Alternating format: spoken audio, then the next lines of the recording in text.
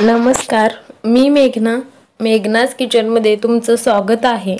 तर आज आपण इथं रव्याचे कुरडई बनवणार आहोत। खूप झटपट होणार आहे।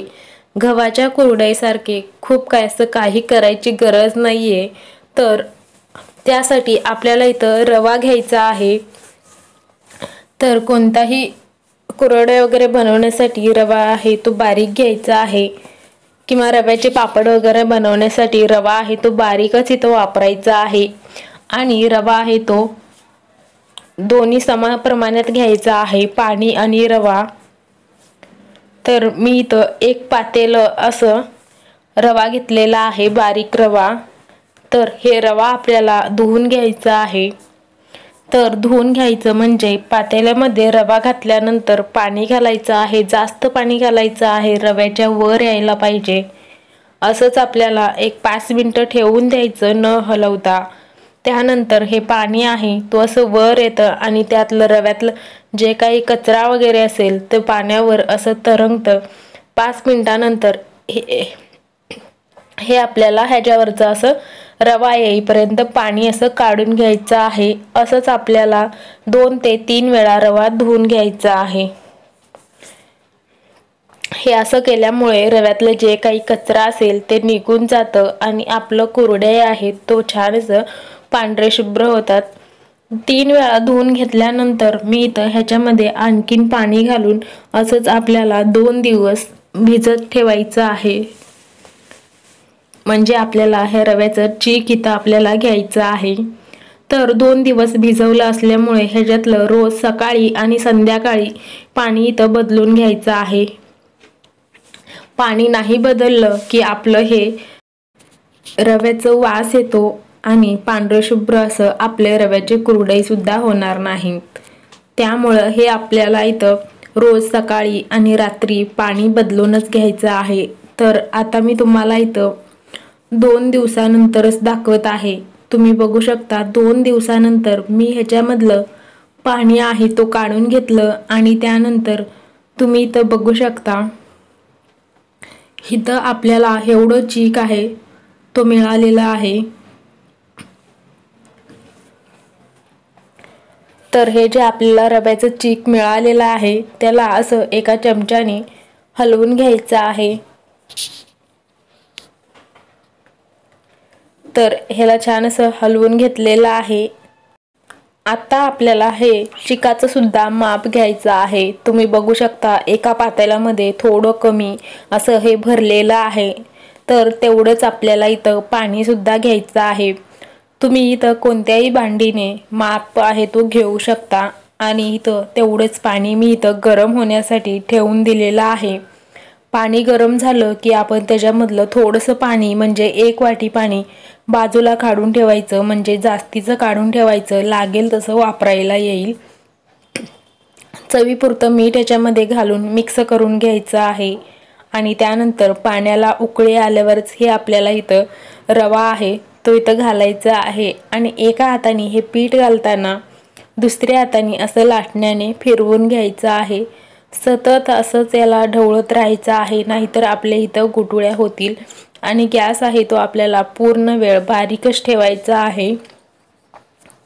तर मी आता तुम्हाला इथं 2 ते 3 मिनिटानंतर दाखवत आहे। आपलं रवा आहे किंवा चीक आहे तो इथं घट्ट होण्यास सुरुवात झालेली आहे। तर असंच आपल्याला घट्ट होईपर्यंत हे लाटण्याने असंच फिरवत राहायचं आहे। तर हे पूर्ण घट्ट झाल्यावरच आपल्याला ह्याच्यावरती ताट झाकून शिजवून घ्यायचं आहे। आणि तुम्हाला इथं पाणी जर अजून लागत असेल तरच ते वाटीत पाणी ठेवलेलं आहे ते तुम्ही इथं वापरू शकता। तर तुम्हाला इथं असं तर मी ते पाणी इथं वापरलेलंच नाहीये, मला इथं बरोबर आहे तो पाणी झालेलं आहे। तर वाटीत जे आपण काढून ठेवलेलं पाणी आहे तो मी इथं वापरलेलं नाहीये। तर तुम्हाला जर हवं असेल तर तुम्ही इथं वापरू शकता। त्यानंतर तुम्ही इथं बघू शकता हे घट्ट व्हायला सुरुवात झालेली आहे। त्यानंतर इथं ताट झाकून आपल्याला एक 7 ते 8 मिनिटासाठी ताट झाकून शिजवून घ्यायचं आहे। पण मधी असं 2-2 मिनिटाला हे ताट उघडून आपल्याला खालून वर असं हलवत राहायचं आहे, म्हणजे आपलं चीक आहे तो खाली असं पातेल्याला चिकटणार नाही।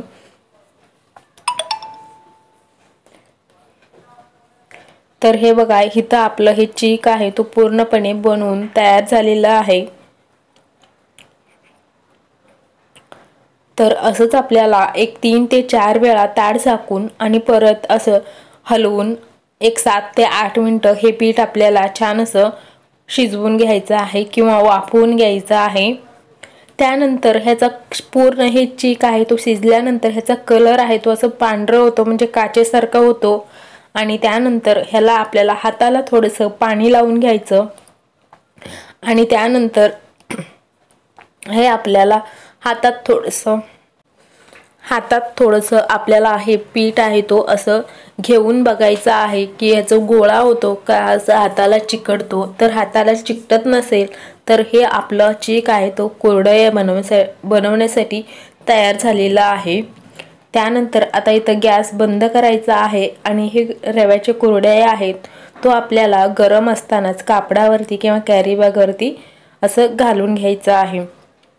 त्यासाठी इथं कुरडई करायचा सोरा घ्यायचा आहे, त्यामध्ये हे पीठ आहे तो भरून घ्यायचा आहे। तर कुरडई करायचा तुम्ही बारीक साचा किंवा मोठं साचा इथं घेऊ शकता। तर शक्यतो मोठं साच्याने इथं बनवायचं आहे, मगच आपल्या इथं कुरडया आहे तो वाळून निघल्यावर असं थोडंसं पातळ होतात, म्हणून इथं मोठ्या साच्याने करायचं आहे। तुम्ही बघू शकता सोऱ्यामध्ये पीठ भरून घेतलं आणि त्यानंतर अशा पद्धतीने एका कॅरी बॅगवरती अशा पद्धतीने कुरडे आपल्याला पाडून घ्यायचं आहे। तर तुम्ही इथं पातळच इथं बनवू शकता, कारण हे आपल्याला वाळायला सुद्धा खूप असं लवकर वाळतील। आणि त्यानंतर हे अशा पद्धतीने तुम्ही सुद्धा इथं करायचं आहे। बाहेरून असं आतमध्ये याला असं गोल करायचं आहे आणि त्यानंतर हाताने किंवा असं थोडंसं झटकलं की ते पीठ आहे तो सगळं असं खाली पडतं। तर अशाच पद्धतीने मी सगळे इथं कुरडे आहेत तो पाडून घेतलेले आहेत। तेवढं मोठंही नाही तेवढे बारकेही नाही, असे इथं कुरडया बनवून तयार आहेत। 2 दिवसानंतर मी तुम्हाला पूर्णपणे वाळून झाल्यावर दाखवत आहे। बघू शकता छान असं काचेचा कलर इथं दिसत आहे आणि पांढरं शुभ्र आपलं इथं कुरडया बनवून वाळून तयार आहेत। तर आता आपण हे तेलामध्ये तळून बघूयात। बघू शकता तेल गरम झाल्यावरतीच हे आपल्याला घालायचं आहे। कुरडई घालताच आपलं हे डबल टेबल साईज हे आपले कुरडई आहेत तो फुलत आहेत। तर तुम्ही सुद्धा अशा पद्धतीने रव्याचे कुरडई घरात नक्की करा आणि व्हिडिओ आवडला असेल तर लाईक शेअर सबस्क्राईब करा। पुन्हा भेटूया पुढच्या व्हिडिओमध्ये, तोपर्यंत बाय।